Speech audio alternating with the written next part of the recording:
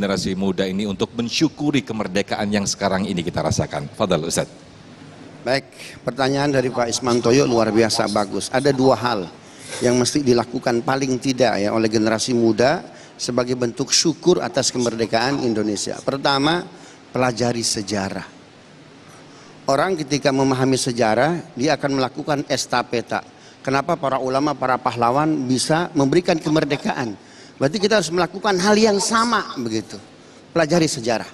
Indonesia dimasuki atau penjajah Belanda masuk ke kita tahun berapa? 1567.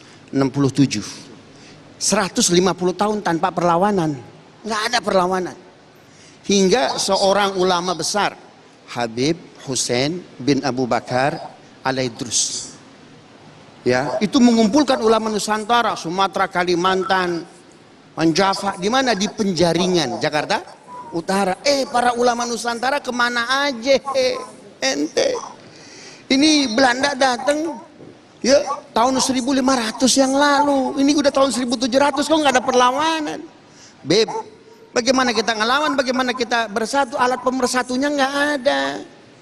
Akhirnya diadakan musyawarah. Apa alat pemersatunya? Bendera. Kita belum punya bendera.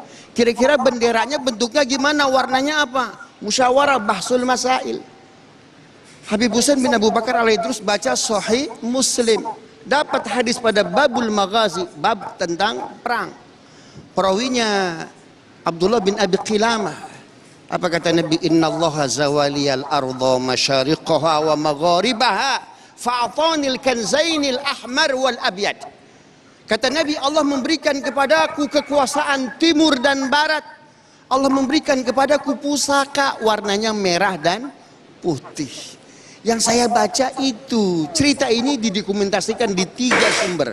1, artikel Ketuhanan Yang Maha Esa Haji Agus Salim, dimuat di Panja Masyarakat. Kemudian di bawah bendera revolusi, bukunya siapa? Bung Karno. Sama Api Sejarah. Subhanallah. Jadi bendera kita warnanya merah putih. Mohon maaf, yang saya baca ini dari hadis Nabi SAW. Umat Islam ketika disebut hadis Nabi bersatu nggak kira-kira? Bersatu. Maka diputuskan bendera kita merah putih. Makanya orang dulu ya, orang-orang tua kita, orang Nusantara kalau bikin rumah sebelum genteng naik atas, tolong apa itu? Kayunya pakai apa itu? Bendera merah putih. Cuma sekarang pakai baja ringan, susah Kiai. Orang Nusantara.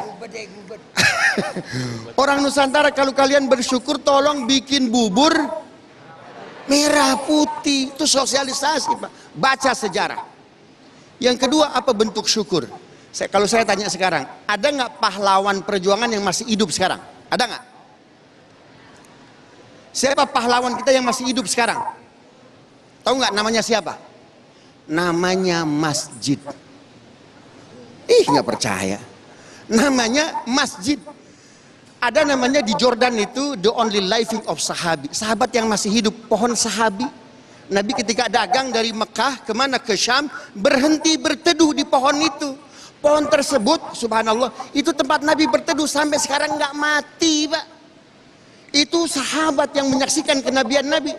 Para pahlawan kalau berjuang nggak bisa lepas dari masjid. Haji Omar Said Cokro Aminoto ngajarin Bung Karno dari masjid ke masjid. 1000 masjid di Jawa Barat sebelum merdeka. 800 tuh Haji Omar Said mengajari Bung Karno. Haji Rasuna Said di Kuningan, bikin dia musola. Sekarang sudah jadi masjid. Dari masjid Cuk Nyadin pindah dari Aceh kemana? Ke Sumedang. Di hutan kabur dia, di tengah hutan dia bikin musola, bikin masjid. Jadi republik kita itu perjuangannya dari masjid ke masjid. Maka memperkenalkan bentuk syukur kemerdekaan bagi umat Islam. Maka apa? Merayakan dengan cara memakmurkan masjid. Masya Allah, terima kasih Ustadz Abdul Muta'ali, jawaban yang sangat luar biasa sekali. Bahkan kalau perlu anak-anak muda kita ajak napak tilas ya Ustadz ya. Jadi begitu hidup suasana sejarahnya.